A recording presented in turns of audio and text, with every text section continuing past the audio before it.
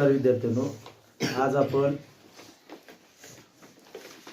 शिष्यवृत्ती परीक्षेची तयारी करत असताना बुद्धिमत्ता या विषयातील काल आपण 45 प्रश्नापर्यंत प्रश्न पाहिले होते. 46 पासून पुढे प्रश्न पाहणार आहोत. चला तर पाहूया 46वा प्रश्न. 1 फेब्रुवारी 2007 रोजी मंगळवार असेल तर त्या वर्षीचा बालदिन कोणत्या वारी आला असेल?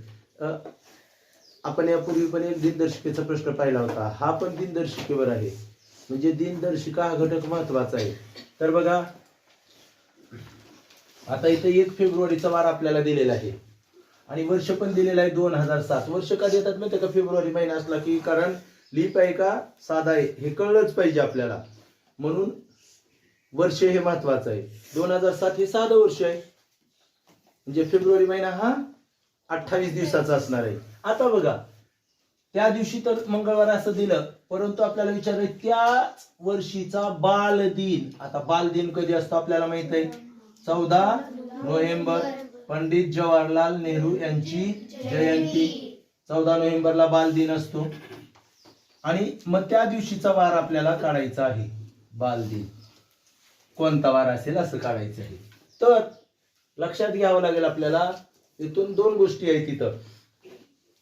एक म्हणजे तुम्ही फेब्रुवारी पासून नोव्हेंबर पर्यंत महिने लिहाल, किंवा तुम्हाला एक अजून थोडस जवळ यायचं असेल, थोडस लवकर करायचं असेल, तर तुम्हाला हा शब्द सांगितलेला आहे मी, लोटी.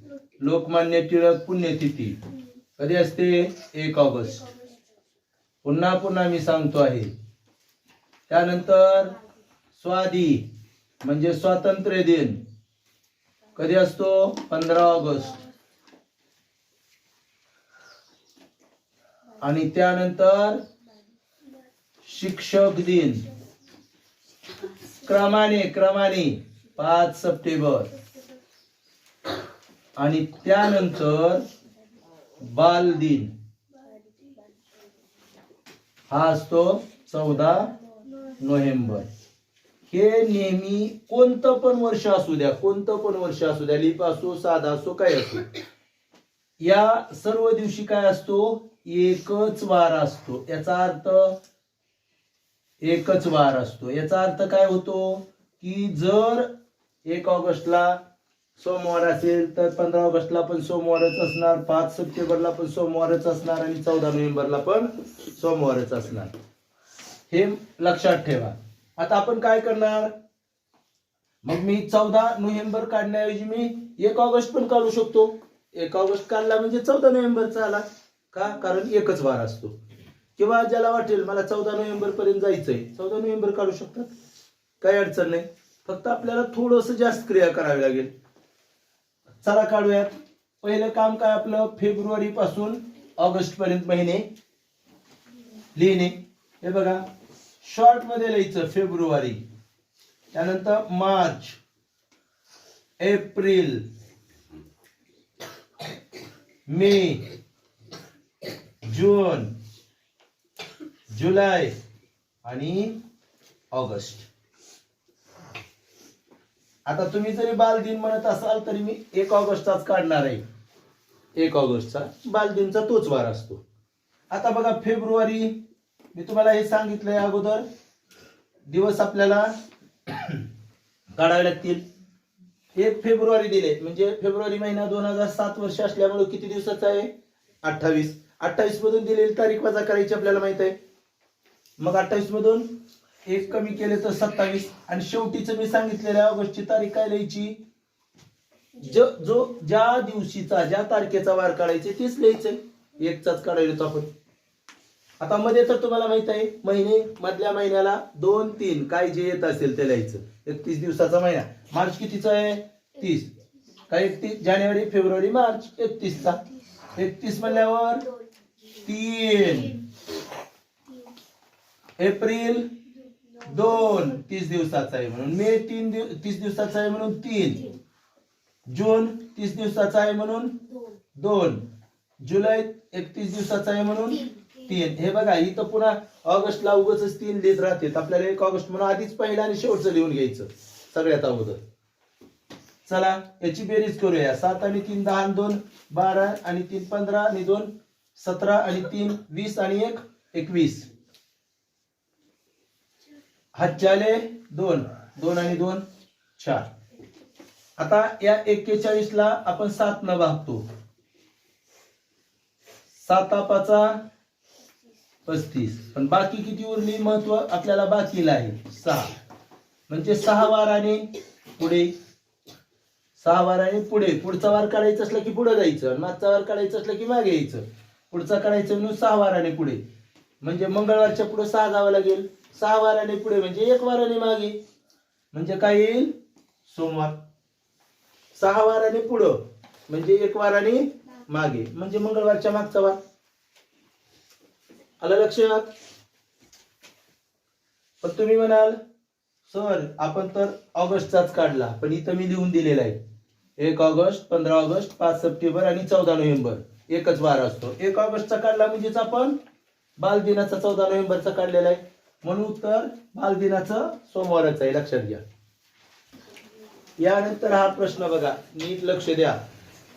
अतिशय सोपा असणारा पण सारखं चुकतेत असा प्रश्न आहे हा.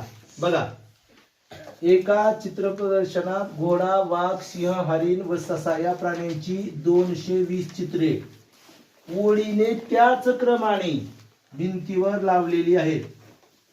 तर 123 या क्रमांकावर कोणाचे चित्र येईल? त्याच क्रमांकाने आहेत म्हणून ह्याला क्रमांक देऊन टाकायचा. 1 2 3 4 आणि 5. आणि सोडवताना आता किती चित्र आहेत तेवढं आपल्याला देणं घेणं नाही.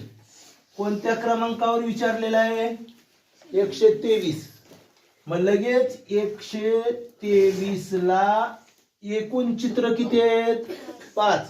5 न भागायचं. भागलं 5 दोन्ही 10 उरले 2 झाले 23. 5 चोक 20 उरले किती?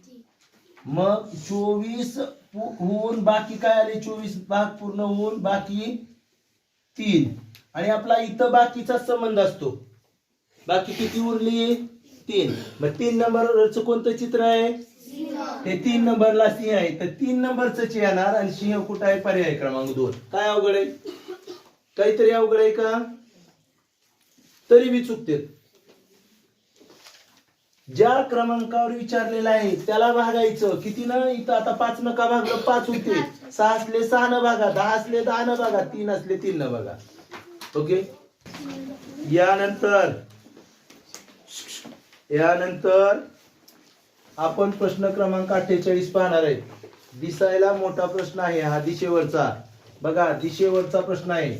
असा प्रश्न दिशेवरचा येणार. असे प्रश्न येतात आणि मोठा दिसतो आणि आपण लिहित नाही. जसं सांगितलं तसं सोडवायचं. अगोदर प्रश्न वाचूयात. मंगेश क्रीडांगणावर उभा आहे. तो 25 मीटर पूर्वेकडे जातो व तेथून उजवीकडे काटकोनात वळतो व 21 मीटर सरळ चालत जातो. तेथून तो पुन्हा उजवीकडे काटकोनात वळून 40 मीटर अंतर जातो. शेवटी तो उजवीकडे काटकोनात वळून 21 मीटर अंतर जातो. तर तो मूळ ठिकाणापासून किती दूर व कोणत्या दिशेला आहे? एवढा प्रश्न बघूनच आपण म्हणतो द्या सोडून, लिहा काहीतरी अंदाजे. पण प्रश्न सोपा असतो, नीट लक्षात घ्या. एक वाक्य वाचून त्याप्रमाणे कृती करत जायचं. आपण आपल्याला दिशा चक्र पण माहित आहे, दिशा पण कळतात, आणि उजवीकडे डावीकडे याच्यासाठी आपण घड्याळाचा उपयोग करतो. उदाहरणार्थ 12 3 6 आणि 9 या अंकाचा विचार करून आपण उजवीकडे डावीकडे लक्षात घेतो. घड्याळाच्या दिशेनं म्हटलं की उजवीकडं, घड्याळाच्या विरुद्ध दिशेनं म्हटलं की डावीकडं. आता बघा, मग वाचूया. मंगेश क्रीडांगणावर उभा आहे. बरं आहे. समजा या ठिकाणी मंगेश उभा आहे असं गृहीत धरू आपण. त्याचं ठिकाण हे मूळ ठिकाण. तर मूळ ठिकाण मंगेशचं, हा जो डॉट दिलाय ए लिहितो वाटल्यास. ए हे मंगेशचं मूळ ठिकाण आहे. तो 25 मीटर पूर्वेकडे जातो. पूर्वेकडे म्हणजे उजवीकडे किती मीटर जातो 25. हे बघा इथून हे बघा त्याची जाण्याची दिशा इकडे आहे पूर्वेकडे 25 मीटर जातो. समजा इथं लिहिलं मी 25, इथं आला तो 25 मीटर, म्हणजे हे अंतर आहे 25 मीटर. आपण आलो तिथपर्यंत, पुढं सॉरी नाही इथपर्यंत आलो. आता पुढं व तेथून उजवीकडे काटकोनात वळतो आणि इथं आल्यानंतर उजवीकडं काटकोनात वळतो. आता बघा त्याचं तोंड इकडं आहे 3 कडं, उजवीकडं म्हणलं की घड्याळाच्या दिशेने 6 कडं वळणार, म्हणजे खालच्या बाजूला वळणार, म्हणजे दक्षिणेला वळणार. मग आणि किती जातो तो काटकोनात वळतो 21 मीटर सरळ चालत जातो म्हटलंय. वळला तो इथं काटकोनात आणि 21 मीटर म्हणजे याच्यापेक्षा कमी तर दिसायला पाहिजे तुम्हाला, थोडस तरी कमी दिसायला पाहिजे. हा काटकोनात वळला आणि 21 मीटर समजा या ठिकाणी आला तो, हे अंतर समजा 21 मीटर इथपर्यंत आला तो. आता त्यानंतर तेथून तो पुन्हा उजवीकडे काटकोनात वळून 40 मीटर अंतर चालतो. आता बघा त्याचं तोंड कोणत्या बाजूला आहे 6 कडे आहे खाली, म्हणजे आता घड्याळाच्या उजवीकडे म्हणजे घड्याळाच्या दिशेनं, म्हणजे 6 कडून 9 कडे जाणार आहे, म्हणजे इकडे येणार आहे. पण किती मीटर जातो आता मात्र 40. मग 40 म्हणल्यावर इथपर्यंत 25 येईल, 25 पेक्षा पुढे गेला पाहिजे की नाही तो. हे बघा 40 म्हणजे अंदाजित समजा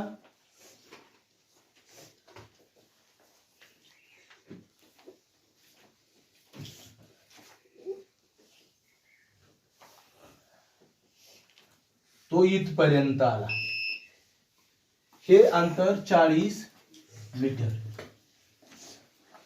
आता त्यानंतर शेवटी तो उजवीकडे काटकोनात वळून 21 मीटर अंतर चालतो. आता आणखी उजवीकडेच वळतोय. आता त्याचं तोंड कोणत्या दिशेला आहे बघा, दिशा म्हटलं तर पश्चिमेला आहे, पण अंक जर म्हटलं तर 9 कडे आहे. मग उजवीकडे म्हणल्यावर घड्याळाच्या दिशेनं 9 कडून 12 कडे म्हणजे वर जाणार आहे. आणि किती जातो पण 21 मीटर. 21 हे बघा इथं 21 आहे, म्हणजे तेवढंच वर जाणार आहे तो, म्हणजे बरोबर ह्या लाईनला येईल.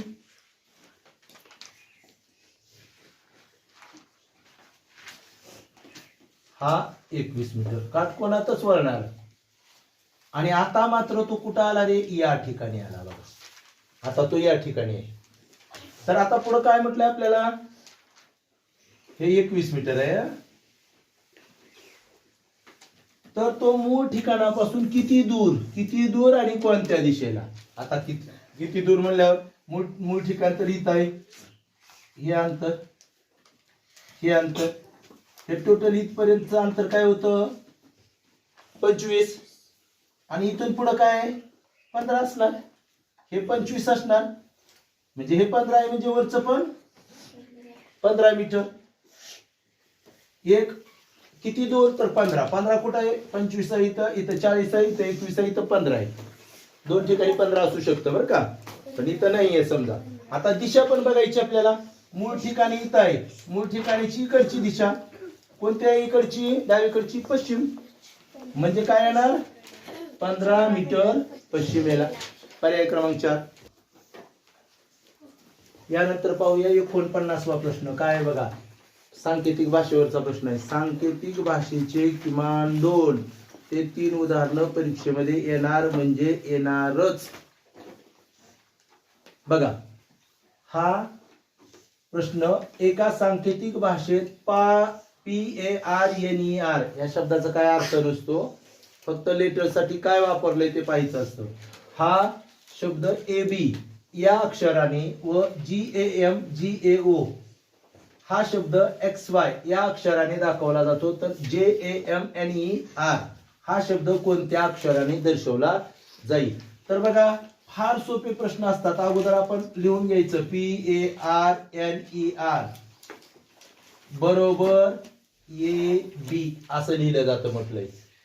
आणि JAMGAO हे XY असं लिहिलं जातं असं सांगितलंय आपल्याला. आणि विचारलंय का आपल्याला, तर JAMNER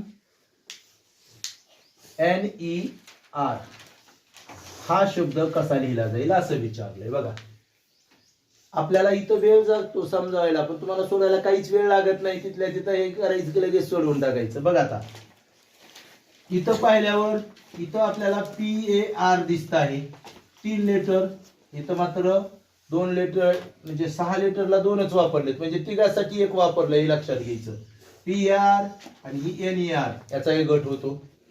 म्हणजे PAR याच्यासाठी पहिलं लेटर A वापरलंय, PAR याच्यासाठी A वापरलंय, आणि NER याच्यासाठी B वापरलंय. तसंच खाली पण पाहूयात आपण. 6 लेटर्स आहेत कॅपिटल, आणि त्याला स्मॉल लेटर वापरलेत. या 3 साठी JAM साठी X वापरलंय, आणि GAO या 3 साठी Y वापरलंय. बरोबर. मग आता आपल्याला विचारलेलं आहे JAM. तर बघा बरं, JAM साठी काय वापरलंय, X, म्हणजे इथे X. आणि NER वर आहे, NER त्याच्यासाठी काय वापरलंय, B वापरलंय. म्हणून आपल्याला B वापरावं लागेल याच्यासाठी. म्हणजे काय येईल, XB. असं कुठं आहे का पर्याय क्रमांक 3 मध्ये? काय अडचण आहे का याच्यामध्ये काहीतरी? यानंतर आणखी एक सांकेतिक भाषेचा प्रश्न. मग अक्षर होते, आता चिन्ह आणि अंक किंवा क्रियेवर आहे प्रश्न हा. आपल्याला सांकेतिक भाषा, खानाखुणाची भाषा तुम्ही पण करता का नाही कधी कधी, न बोलता सुद्धा, तशी ही भाषा आहे सांकेतिक भाषा. आता प्रश्न जरा लिहिताना मी मजेशीर लिहिलाय, मुद्दाम असा लिहिलाय पहा. एका सांकेतिक भाषेत जर रंगवलेल्या वर्तुळ बरोबर अधिक, त्रिकोण बरोबर वजा, फुली बरोबर गुणिले, आणि रंगवलेला चौकोन बरोबर भागिले, भागाकाराचं चिन्ह आहे, घेतले तर 9 रंगवलेला वर्तुळ, 5 फुली, 4 रंगवलेला चौकोन, 10 त्रिकोण, 6 बरोबर किती? तेच मी इथं लिहिलंय, पुन्हा डबल तेच मी लिहिलेलं आहे. आता बघा, आपल्याला 9 ला 9 घ्यावं लागेल. आता रंगवलेला वर्तुळ म्हणजे काय रे, अधिक. लगेच अधिकचं चिन्ह देऊयात. 5 ला 5 लिहूयात. फुली म्हणजे काय आहे, गुणिले, मग लगेच फुलीच्या जागी गुणिले घेऊयात. 4 ला 4 घेऊयात. रंगवलेला चौकोन म्हणजे काय, भागिले, लगेच भागिले घेऊन टाकूयात. 10 ला 10 घेऊयात. आणि त्रिकोण म्हणजे वजा. आणि पदावली तयार झाली. आता काय सोडू शकत नाही का आपण पदावली? किती सोपी आहे पदावली. आपण कोणती क्रिया करतो अगोदर, क्रमाने येणारी क्रियापैकी गुणाकार भागाकार. हे बघा गुणाकार आहे, आणि नंतर भागाकार करू. बघा 9 अधिक 4 पंचे 20 भागिले 10 वजा 6. बोल ना, सोडव. यानंतर बघा आता कोणती क्रिया करणार, भागाकार. तर बघा 9 अधिक भागाकार 10 दुने 20, म्हणजे 2 आलं, वजा 6. त्यानंतर बघा 9 आणि 2 11 वजा 6, म्हणजे काय आलं, 5. 5 5 कुठं आहे, पर्याय क्रमांक 1. पदावली सोपी, फक्त ते चिन्ह लिहायचं लक्षात आलं पाहिजे. ओके. यानंतर नीट लक्ष द्या. अशा प्रकारे गटाशी जुळणारे पद, गटात न बसणारे पद, यावर प्रश्न येतात. फक्त प्रश्न नीट समजून घ्या की इथं आहे गटाशी जुळणारे. 51 ते 55 पर्यंतचे असे 5 प्रश्न आहेत जे गटाशी जुळणारे पद. याच्यामध्ये बघा शाब्दिक असतं, अशाब्दिक असतं, आणि संख्यावरचे असतात. या गोष्टी लक्षात घ्यायच्या. तर इथं गटाशी जुळणारे पद शोधत असताना 51 प्रश्न आहे बघा, संख्येवर आधारित. 96, 80 आणि 128. ह्या तिन्ही मध्ये काहीतरी सारखेपणा आहे, साम्य आहे, तसंच शोधायचं आपल्याला त्या दिलेल्या पर्यायातून कोणामध्ये आहे. तर हे आहे विभाज्यतेच्या कसोटीवर. कसोटी असतात की नाही, कसोटी विभाज्यतेच्या कसोटी याच्यावर आहे. तर 96 ला 8 न भाग जातो, 4 न पण जातो, पण मोठ्या संख्येनं बघूया. 8 न भाग जातो. 80 ला पण 8 न भाग जातो. 8 ची कसोटी बरं का, 8 ची कसोटी वापरतोय आपण. हे बघा इथं 128 ला पण 8 न जातो, 8 1 8 उरले 4, 8 संग 48. म्हणजे ह्या सगळ्या संख्या 8 ने विभाज्य आहेत, 8 ने भाग जाणाऱ्या संख्या आहेत. म्हणजे आपल्याला इथं पण पाहावं लागेल 8 ने भाग जाणारी संख्या. आता 8ची कसोटीच काय? दिलेल्या संख्येच्या शतक, दशक आणि एकक स्थानच्या 3 अंकी अंकामुळे तयार होणाऱ्या 3 अंकी संख्येला. त्याच्यामुळे इथं आता 3 अंकी संख्या आहेत, म्हणून भागच घालून बघावं लागेल कसोटी वापरताना. हे बघा 8 दुनी 16, पण 6 राहिले जाणार नाही भाग, म्हणजे हे नाही येणार. 8 1 8 उरले 4 झाले 42, भाग जाणार नाही, पुन्हा 8च्या पड्यात 42 नाही, म्हणून हे पण नाही येणार. 8 1 8 उरले किती? 8 1 8 उरले 7. तर 8 76 कुठे आहे 8च्या पाड्यात? म्हणजे 8च्या कसोटीवर नाहीये, 4ची कसोटी आहे, 4ची कसोटी आहे. 8 न भाग जात नाही त्याला. म्हणजे बघा 4च्या कसोटीवर, 4ची कसोटी पहा, याला 4 न भाग जातो, याला 8 न सगळ्याला जातो, म्हणजे 4 न जातोच. लक्षात घ्या, ज्या संख्येला 8 ने भाग जातो का त्या संख्येला 4 ने भाग जात असतोच. पण ज्या संख्येला 4 ने भाग जातो त्याला 8 ने भाग जाईलच असे नाही. काही संख्यांना जातो, काही संख्यांना नाही जात. आता इथं बघा 4 न ह्या सगळ्या संख्यांना जातो. मग इथं बघूयात आपण 4ची कसोटी वापरून. 4ची वापरतोय आता.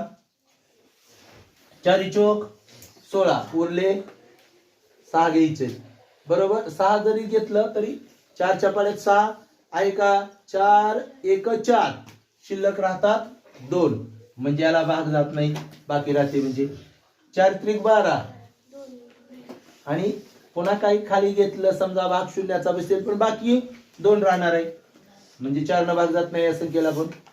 इथं पहा 4 त्रिक 12 उरले 3 झाले 36, 4 नवे पूर्ण भाग जातोय या संख्येला. इथं बघा 4 दोन्ही 8 उरले 2 झाले 22, 4च्या पाड्यामध्ये 22 नाही, म्हणजे याला आपण भाग जात नाही, म्हणून पर्याय क्रमांक 3. 8ची कसोटी नाहीये बसत तिथं, 4च्या कसोटीवर उत्तर येतंय. आलं लक्षात? यानंतर आपण पाहूया प्रश्न क्रमांक 52. पृथ्वी मंगळ गुरु आणि ह्या गटाशी बसणारा शब्द, गटात बसणारा शब्द, जुळणारा शब्द पाहिजे. पर्याय 1 मध्ये चंद्र दिलेला आहे, पर्याय 2 रवी, पर्याय 3 सूर्य आणि पर्याय क्रमांक 4 ला बुध दिलेला आहे. अगोदर यांचा विचार करावा लागेल. पृथ्वी मंगळ आणि गुरु. मंगळ आणि गुरु म्हणल्यावर कधी कधी वाटतंय की वारांची नाव आहेत काही, पण इथं पृथ्वी बघितल्यावर तर लक्षात येईल ना आपल्याला, हे प्लॅनेट आहेत, ग्रह आहेत, प्लॅनेटची नाव आहेत, आहे की नाही, ग्रहाची नाव आहेत. म्हणजे आपल्याला ग्रहाचंच नाव शोधावं लागेल पुढं. हे ग्रहांची नाव आहेत म्हणल्यावर ह्याच्यात गटात बसणारा, गटाशी जुळणारा म्हणजे बघा चंद्र आहे का रे ग्रह, उपग्रह आहे तो, आहे की नाही, पृथ्वीचा आपल्या. त्यानंतर रवी आणि सूर्य हे तर समानार्थी शब्द आहेत, समानार्थी शब्द आहेत. सूर्याचे भास्कर, दिनकर, वासरमणी, आदित्य, आहे की नाही, कितीतरी नाव आहेत सूर्याला. त्यानंतर बुध हा मात्र काय आहे, यांच्याप्रमाणे ग्रह आहे, प्लॅनेट आहे, म्हणून बुध हे या प्रश्नाचं अचूक उत्तर असणार आहे. यानंतर आपण पाहूया 53वा प्रश्न. हा कशावर होता? ग्रह. म्हणजे आपल्याला ग्रह माहित पाहिजेत, ग्रहांची नावं माहित पाहिजेत, लक्षात घ्या. त्यानंतर 53वा प्रश्न. मगर, बेडूक, खेकडा. आता मगर, बेडूक, खेकडा यांच्यामध्ये काहीतरी साम्य आहे किंवा वैशिष्ट्य आहे त्यांचं. तसंच वैशिष्ट्य असणारा पर्यायातून आपल्याला शब्द शोधायचा. इथं बघा मासा, ससा, माकड आणि कास. आपण बघूयात आधी मगर, बेडूक. हे बघा हा प्रश्न कुठे गेला? हा प्रश्न बघा ग्रहाचा भूगोल मधला प्रश्न. आपल्याला भूगोल जिओग्राफी मध्ये सगळं आहे. हा प्रश्न जो होता आहे तो सायन्स मध्ये गेला, विज्ञान मध्ये. परिसर अभ्यास आपल्या मराठीमध्ये आपण परिसर अभ्यास 5वीला शिकतो, त्याच्यामधला प्रश्न आहे. हा भूगोल मधला आहे, हा गणितामधला आहे, हा पण गणितामधला आहे. म्हणजे बघा बुद्धिमत्तेमध्ये सगळे विषय जर आपले चांगले असले तर आपल्याला येतं, म्हणून सगळे विषय चांगले असले पाहिजेत. आता मगर, बेडूक आणि खेकडा या सर्व प्राण्यांचा विचार करत असताना त्यांच्या निवासस्थानावरून हा प्रश्न येणार आहे. ते कुठं राहतात? दोन्ही ठिकाणी राहतात, पाण्यात पण राहतात आणि जमिनीवर, पण त्यांना आपण उभयचर प्राणी म्हणतो. असं उभयचर, दोन्ही ठिकाणी राहणारे. फक्त जमिनीवर राहतील तर भूचर, आणि जर पाण्यात राहत असतील तर फक्त जलचर. हे उभयचर आहेत सर्वजण. मग मासा उभयचर आहे का? नाही, हा जलचर आहे. कुठं राहतो? नुसतं पाण्यात. त्यानंतर ससा तर नुसताच भूचर आहे, म्हणजे जमिनीवर राहतो तो फक्त. माकड पण भूचर आहे. सर जमिनीवर कुठं राहतो माकड? झाडावर राहतं. झाड पण पाण्यात राहत नाही, दोन्ही ठिकाणी राहत नाही की. झाड पण जमिनीवरच आहे की, म्हणजे तो पण भूचर प्राणी. आणि कासव हा या प्राण्यांप्रमाणे उभयचर प्राणी आहे, म्हणजे तो दोन्ही ठिकाणी राहतो. तो दोन्ही ठिकाणी राहतो, पाण्यात पण राहतो आणि जमिनीवर पण राहतो. म्हणून पर्याय क्रमांक 4 कासव येणार आहे, कारण तो पण उभयचर प्राणी आहे. आला लक्षात? हा आपला परिसर अभ्यासवरचा प्रश्न. यानंतर बघा 236 54वा प्रश्न. 236 4312 3412 आणि असा यांच्यामध्ये काहीतरी साम्य आहे, तो आपल्याला पर्यायातून तशाच प्रकारचा शब्द म्हणण्यापेक्षा आता संख्या शोधायची आहे. आता बघा इथं जर विचार केला आपण तर डावीकडील 2 अंक यांचा जर गुणाकार केला आपण 2 गुणिले 3 तर काय येत आहे? 6 येत. बरोबर आहे. म्हणजे बघा 2 गुणिले 3 6 आलं. डावीकडचे 2 अंक 4 आणि 3 यांचा जर गुणाकार केला तर 4 त्रिक 12 आलं. 3 आणि 4 यांचा जर गुणाकार केला तरी पण 12 आलं. म्हणजे आपल्याला एक गोष्ट लक्षात आली की या ठिकाणी की डावीकडचे 2 अंक यांचा गुणाकार पुढे लिहिलेला आहे त्याच्या. चला बघूयात. 7 आणि 3 चा गुणाकार 21 यायला पाहिजे होता, पण नाही दिलेला. 2 आणि 1 चा गुणाकार 3 होत नसतो बरं का. 2 गुणिले 1 बरोबर 3 असं कधी होत नाही. करतेत असं करायचं नाही. पण आपण आता बघूयात. 2 गुणिले 1 बरोबर 2, पण तिथं 3 लिहिलंय, म्हणजे हे पण नाही. 2 गुणिले 5 बरोबर 10 यायला हवं होतं, पण नाही. आणि इथं बघा 5 गुणिले 3 यांचा जर गुणाकार केला तर 5 त्रिक 15 येतोय, हे बरोबर आहे. म्हणून पर्याय क्रमांक 4 हे आपलं उत्तर आहे. आता खाली पहा आकृती. 55वा प्रश्न आहे आकृती, तो आपण सेपरेट घेणार आहे. इकडे लक्ष द्या. आता बघा यानंतर आपल्याला समसंबंधवर प्रश्न आहेत विचारलेले 56 ते 60. प्रश्न क्रमांक 56 ते 60. इथं पहिल्या शब्दाचा दुसऱ्या शब्दाशी जो संबंध आहे तो तिसऱ्याचा चौथ्याशी आहे असा असतो. त्याला मी फक्त समसंबंध असं लिहिलेलं आहे. आता बघा त्या ठिकाणी पण 56 पासून 60 पर्यंतचे प्रश्न म्हणजे 5 प्रश्न विचारलेले आहेत. पण त्यामध्ये 2 आकृती आहेत, 58 आणि 60 नंबरला आकृती आहेत. त्या आकृत्या सोडून 3 प्रश्न आहेत, ते प्रश्न घेऊया. प्रश्न क्रमांक 56. भावार्थ दीपिका संत ज्ञानेश्वर. तर भावार्थ रामायण. लगेच लक्षात येतं की भावार्थ दीपिका लिहिली कोण? संत ज्ञानेश्वर यांनी लिहिलेली आहे. मग भावार्थ दीपिका कोणी लिहिलेली आहे? तर बघा पहिल्या क्रमांक 1 संत तुकाराम आहे. तर यांची काय असते? तुकारामाची गाथा. तुकारामाची अभंग गाथा. बरोबर आहे. हे अभंग गाथा आहे. अभंग गाथा तुकारामाने लिहिलेली अभंग गाथा आहे यांची. तिथं संत एकनाथ. बरोबर. भावार्थ रामायण लिहिलेलं आहे त्यांनी. भावार्थ रामायण लिहिलेलं आहे. त्यानंतर वाल्मिकी, ऋषी वाल्मिकी आपल्याला माहित आहे, रामायण लिहिलेलं आहे त्यांनी. कोणतं? नुसतं रामायण बरं का. आणि भावार्थ रामायण मात्र कोणी लिहिलेलं आहे? बघा संत एकनाथ यांनी. आणि समर्थ रामदास यांचं काय आहे? दासबोध आणि मनाचे श्लोक.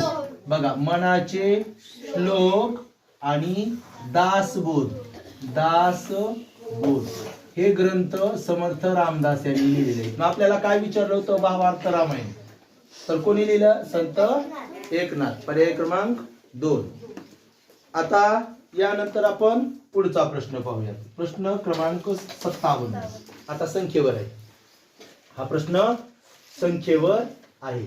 आता बघा याच्यात आणि याच्यात काय संबंध आहे ते शोधावा लागेल अगोदर आपल्याला. तर संबंध शोधल्यानंतर काय संबंध आहे कुणाच्या लक्षात येते का? काय आहे संबंध याच्यामध्ये बघितलंय का? हा, अंकांचा गुणाकार समान आहे. ह्यांचा आणि यांच्या अंकाचा गुणाकार समान आहे असं म्हणणं. बरं बघूयात आपण त्याचं म्हणणं बघूयात. 4 7 सॉरी 4 7 चोक 28 28 दोन्ही 56 यांचा गुणाकार काय आला 56. इथं बघूयात 7 × 8 = 56 आणि 56 एक बर यांचा पण गुणाकार समान आहे. या दोन्हींचा गुणाकार समान आहे. लक्षात आलं का? गुणाकार म्हणजे अंकाचा गुणाकार 7 × 4 × 2 1 × 8 × 7 56 येत आहे. आता इथं पण बघूयात मग तसं 9 दोन्ही 18 18 त्रिक 54. मग यांचा गुणाकार 9 × 2 × 3 केलं तर काय येतोय 54. आता कोणाचा गुणाकार 54 येतोय असं बघावं लागेल आपल्याला. तर बघा 5 दोन्ही 10 10 चोक याचा 40 येतोय.